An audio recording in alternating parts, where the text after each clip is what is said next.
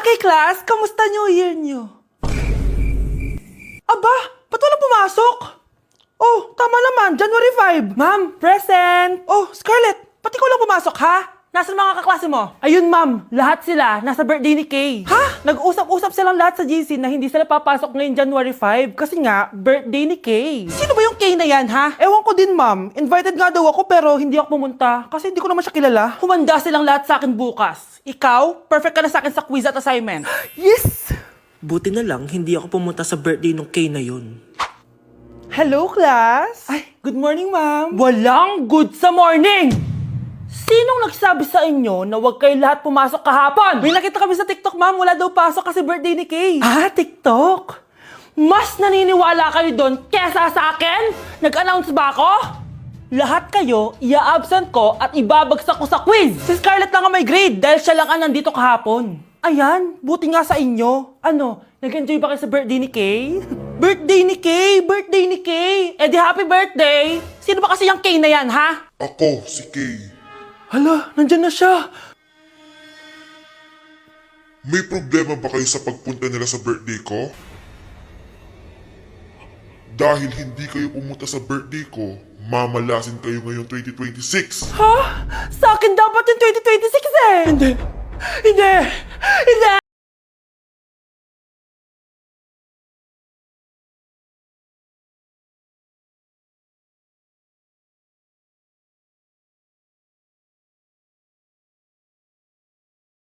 Mapapakita ko na sa inyo yung bagong bahay namin. Matagal ko nga pala itong tinago sa inyo. Grabe, dati pangarap ko lang magkabahay. Pero sobra-sobra ang binigay ni Lord. Kung di siguro ako nag-TikTok dati, hindi ko mabibili ito, guys. Ito yung bunga ng mga pinaghirapan ko. Kaya tara, samahan nyo ako, itutur ko kayo. So ito yung itsura niya sa pagpasok, guys. Labas pa lang, mapapawaw ka na agad. Tara guys, pasok tayo. Hoy, hoy, hoy! Sino ka? Responsive ka! Ba't nandito ka? Uy, guys, tayo dito. It's a prank, guys! Hindi talaga sa akin tong bahay. Pero sana in the future makabili din tayo ng gantong bahay. Yun lang. Bye-bye! Dahil ikaw, bro, ang score na Pasko! May tatalo pa ba sa Pasko?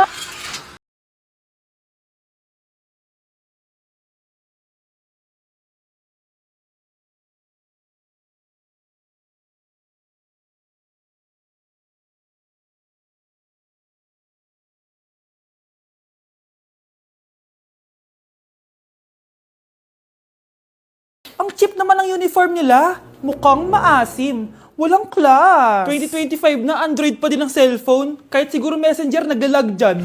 Ang ganda nga ng uniform, ang sasama naman ng ugali. Naka-iPhone ka nga, talo ka pa din naman sa ML. Ipabuhat yarn. Ang baho siguro ng classroom nila, no? Tapos nag-aagawan pa sa electric fan kasi wala naman silang aircon. Feel ko pinapalo sila ng teacher nila kapag nagkakamali sila. Ang boring siguro sa classroom nila. Mas masaya pa rin talaga sa public school, no? Balita ko mga korap mga magulang niyan. Kaya madaming pera. May araw din kayo, men. Nakatikim na kaya sila ng steak? Feel ko hindi nila afford. Nakatikim na kayo ng pagmamahal sa magulang? Oh, sa pool! How dare you? Isang pitik ko lang, tumba ka na. Pipitik ka pa lang, tumba ka na. Tara na nga.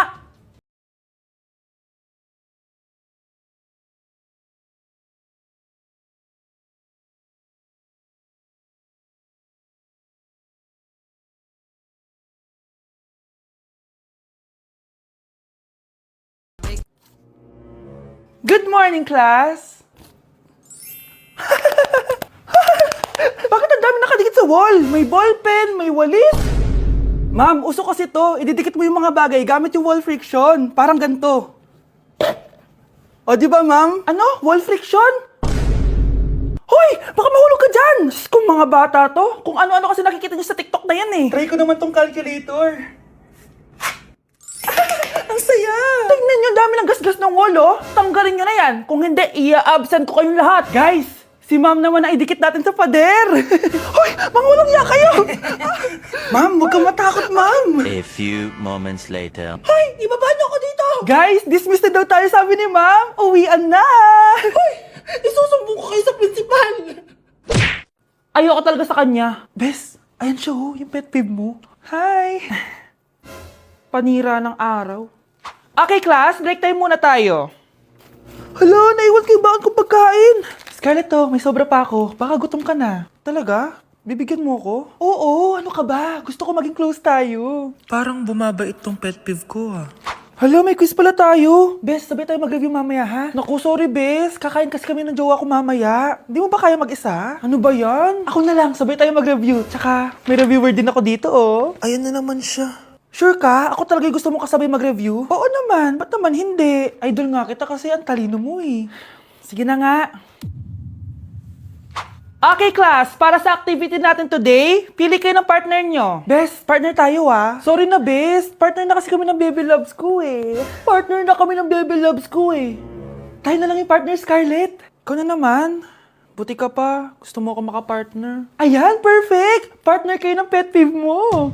Ha? Best! Pet peeve mo pala ako? After mo siraan sa amin yan, BFF na kayo ngayon?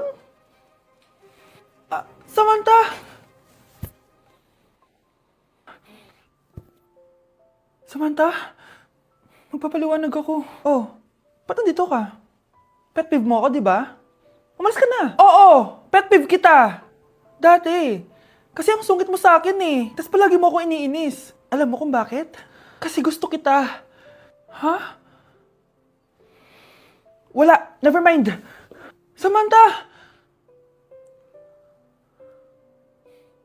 Nandito ako sa Japan at kakain tayo kasi di ako makatulog guys. Time check 1 AM na. Imbis na natutulog, kakain tayo. Buti na lang talaga sobrang lapit lang ng Family Mart sa hotel namin. Ito yung hotel namin, tapos ito lang yung Family Mart. Diba sobrang lapit? Sobrang daming pwedeng bilhin oh. Daming onigiri oh. Kuha tayo neto, mukhang masarap tong chicken and vegetables. Hindi naman ako sobrang gutom, may mga gusto lang ako itry. Kuha tayo netong favorite kong drink. Try naman natin tong blueberry na flavor. Tapos ganito din yung Yakult nila dito. Actually, pampatulog pala to. Akala ko Yakult talaga siya. Ito muna bibilin ko dito, hanap tayo ng 7-Eleven. Eto guys, may nahanap ako 7-Eleven. Parang masarap to oh. Mukha siya lasagna. Tikman natin. Dito na lang natin siya kainin sa labas. Parang fantasy din kumain dito sa kalsada nila. Sobrang safe dito sa Japan, promise. Unahin na natin tong sushi.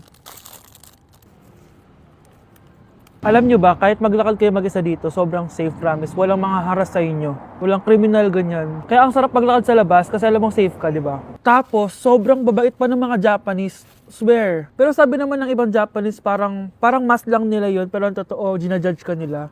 Pero at least, di ba, mabait sila. Di kagaya na pumunta ako ng Hong Kong, sobrang susungit ng mga tao, sisigawan ka pa. Kapag may hinahanap ka, talagang tutulungan ka nila. Tapos palagi silang nakasmile. Kaya promise, Japan talaga yung favorite country ko. Last bite. Okay, next natin itong parang lasagna. Guys, sobrang bango. Sobrang sarap ng itsura niya. Tikman na natin. Ang sarap! Ito din yung gusto ko sa Japan. Sobrang sarap ng mga pagkain nila. Like, promise. Wala pa kami natitikman dito sa Japan na hindi masarap. Kaya every time na pupunta talaga kami dito, promise na yon, natataba kami. Pero okay lang, Japan to eh. Alam nyo, minsan, naisip ko na dito na lang kaya kami tumira. Pero ang naririnig ko sa ibang foreigners na nakatira dito, masaya lang daw dito as a tourist. Pero kung dito ka natitira at mag-work, nakaka-depress daw, ganyan, nakakalungkot. Kasi sabi nila toxic daw yung work environment dito. Pero ako, kung titira ako dito, gusto ko forever tourist ako. Inumin natin tong Yakult na nakakaantok. Last bite! Pabalik na ako ng hotel guys and inumin na natin to favorite nating drink. Medyo malansa siya tas maasim. So yun lang guys, bye! Love mo ko, di ba? Bakit mo ko iiwan? Papuntahin ko si Nami kasi babes umiiyak ako. Ba't ko umiiyak? Bakit mo ko iiwan? Saglit lang. Love mo ko, di ba? Bakit mo ko iiwan? I think it's so easy to fall in love. Ladies and gentlemen, mga ikasiko kabukanan, let us all count down. Sana maganda. And lift our eyes. 3, 2, and 1. Ayan, this signals that the spirit of the season has a... Magkano budget dyan? 500 pesos? Update sa nawala kong passport. 9 o'clock na ng umaga at literal na wala akong tulog sa kaka-overthink ko. So pupuntahan ko na yung store kung saan ko naiwan yung passport ko. Lord, sana nandun pa. Nag-search ako tapos 10 AM daw sila nagbubukas. So pupunta na tayo doon bago sila magbukas. So naglalakad lang ako papunta sa subway. Nandito na ako sa subway guys and kinakabahan na ako. Hindi ko talaga alam gagawin ko pag wala talaga dun. No, hindi pwede. Makakapag-Japan kami. Kasi sayang yung mga binayad ko, be. Guys, nakasakay na ako. Guys, nandito na tayo. Kinakabahan ako, tapos naiihi pa ako. Guys, wish me luck, Lord. Please, sana nandun. Nandito na tayo sa Myeongdong, guys. Tapos dun yung papunta dun sa store. Ako lang pala mag-isa ngayon, guys. Hindi ko kasama si Honey Bunch. Solo traveler. Pinapaayos ko kasi siya ng mga gamit. Pag uwi ko dun sa hotel, diretso na kami airport. Ganun. Grabe sa isang katangahan. Sobrang mahal. Mahal maging tanga dito, guys. Wait lang, may napapansin ako. Parang ang fresh ko dito sa Korea. Yun ang glass skin, no? Ito yung store, yung tier. Diyan ko nawala yung passport ko. Lo, tinitignan ako na ito, oh. Guys, may mga staff na. Try ko magtanong if may nakita silang passport. Sana pansinin ako. Hello? Deadma challenge sila, guys. I left my passport yesterday here. Yes. Can you please check? Guys, ano nandito? Pinakabahan na ako. Lord, please. Magkakabait na ako, please. Hala, guys. Hala, ano tong hawak ko? Passport ko yata to. Yes, makakapag-Japan tayo, guys. Over naman, no? Hindi na siya nag-overthink. Iniisip ko ngayon, pupunta tayo na Japan. Guys, nasa airport na kami. Tuloy na kami sa Japan. Bye, Korea. Ano masasabi mo? Alis na tayo ng Korea. Babalik pa ba tayo dito? Yes, at sana next time hindi mo na makakalimutan yung passport.